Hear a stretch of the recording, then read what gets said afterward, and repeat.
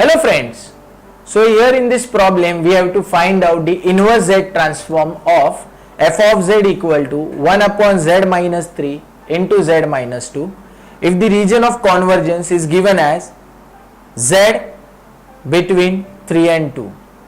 So whenever the value of z is less than 3 or greater than 2, that time we get the convergent z transform.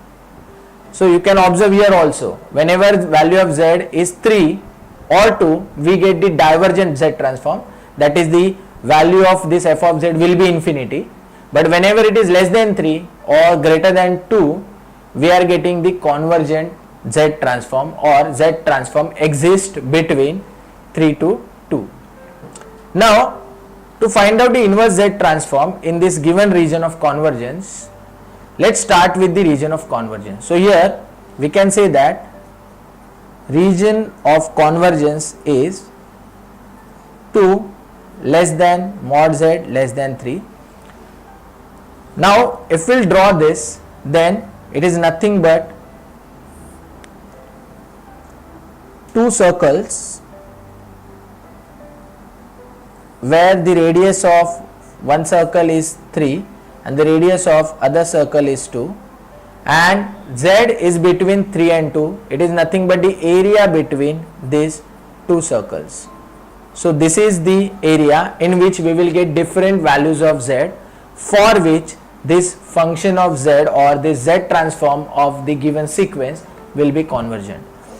Now if we want to find out the sequence or f of k from this given function of z or the given z transform, then here I can say that 2 is less than mod z, or I will say that mod z is less than 3. So I am separating the ranges. So here if I will take this z on other side, then we will get 2 by z must be less than 1, and here we will get z by 3 must be less than 1. So whenever 2 by z is less than 1 or z by 3 is less than 1, we will get the convergent z transform, and hence we will bring this format in our given function. So here I will say f of z is equal to this given function, that is 1 upon z minus 3 into z minus 2. Now first of all we need to separate this function, and for that we will use partial fraction. So here I will say by partial fraction we will get the fraction of this function f of z as 1 upon z minus 3 minus 1 upon z minus 2. So I am not solving, I am writing the partial fraction directly, but if you want you can solve it by considering it as a upon z minus 3 plus b upon z minus 2 and then finding the values of a and b, and you will get the same answer. Now here I have separated the given function into small fractions. Now to bring this term 2 by z, here I will take z common from the second series or second function, and for this z by 3 I will take 3 common from the second function. So here we will get is equal to 1 upon 3 common, so z by 3 minus 1, and here let us say 2 common, or here as we want 2 by z, so I will take this z common, so we will get 1 minus 2 by z. Now here we will take negative sign outside so that it will be converted into 1 minus z by 3 form, and here we will get minus 3. So here I will write it is equal to, or f of z is equal to minus 1 by 3 1 minus z by 3. Similarly here I will write down the term as it is because already it is in the form 1 minus x. So here we will get minus 1 upon z 1 minus 2 by z. Now I have converted it into form 1 minus x. Now I will take it in the numerator and we will get minus 1 by 3, 1 minus z by 3 inverse minus 1 by z, 1 minus 2 by z inverse. And here we can apply the formula. So we know the formula that the series for 1 minus x inverse is 1 plus x square plus x cube plus x raised to 4 and so on. So we will apply this series now here in the first function as well as in the second function. So here we will get it is equal to minus 1 by 3 in bracket. So here the value of x is z by 3. So we will get 1 plus z upon 3 plus z square upon 3 square plus so on. Now here we will get one term as z raised to k minus 1 upon 3 raised to k minus 1 and so on. Similarly here we will get minus 1 by z in bracket. This will be 1 plus x is 2 by z plus 2 square by z square plus so on. So here also we will get a term 2 raised to k minus 1 upon z raised to k minus 1 and so on.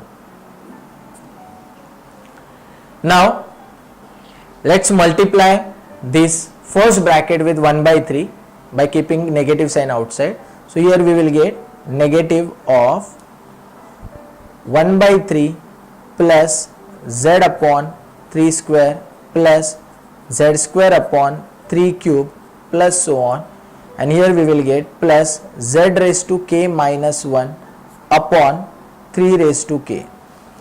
And if we will go one step ahead, then we will get z raised to k upon 3 raised to k plus 1.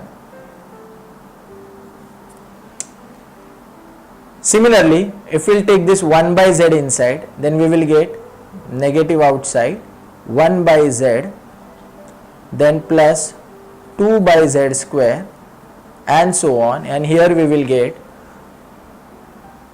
2 raised to k minus 1 upon z into z raised to k minus 1 is z raised to k and so on. So here we got two series. Now if you observe both the series, then here I have brought one term purposely, which is z raised to k.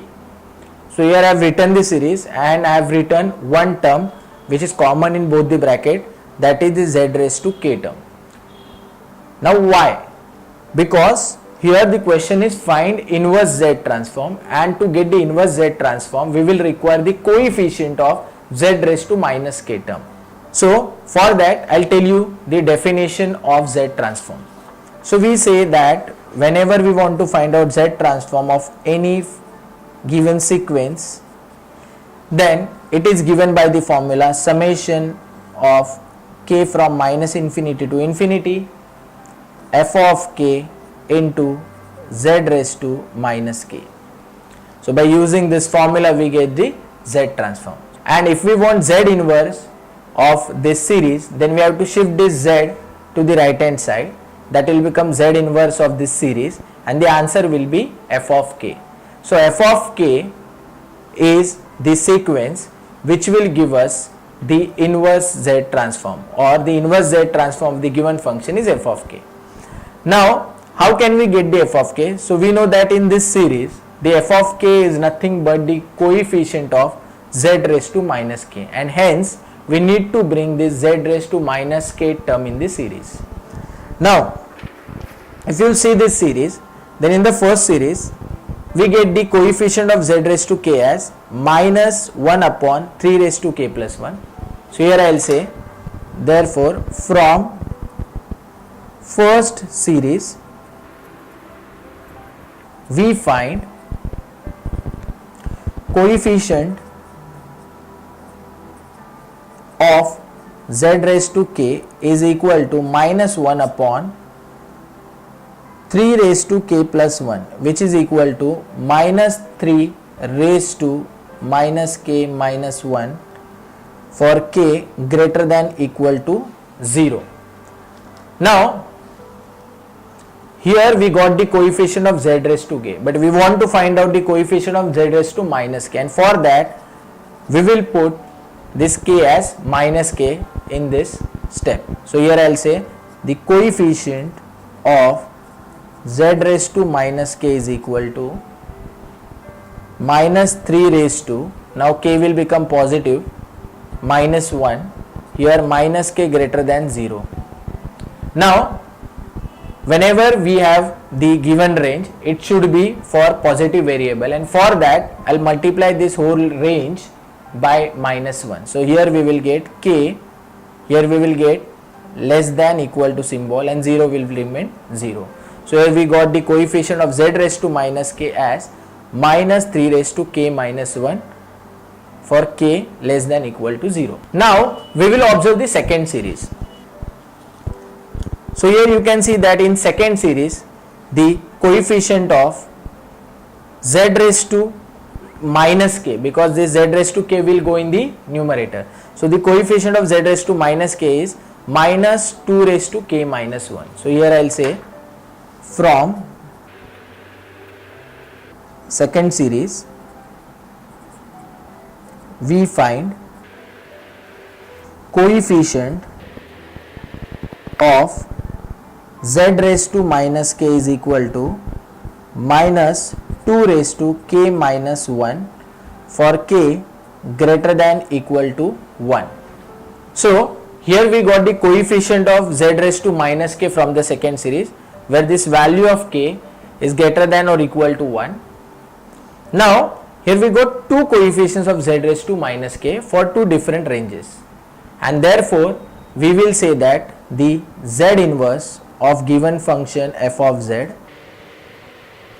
is nothing but minus 3 raised to k minus 1 for range k less than equal to 0, and it will be equal to minus 2 raised to k minus 1 if k is greater than equal to 1, and this is the inverse z transform of the given function. Thank you.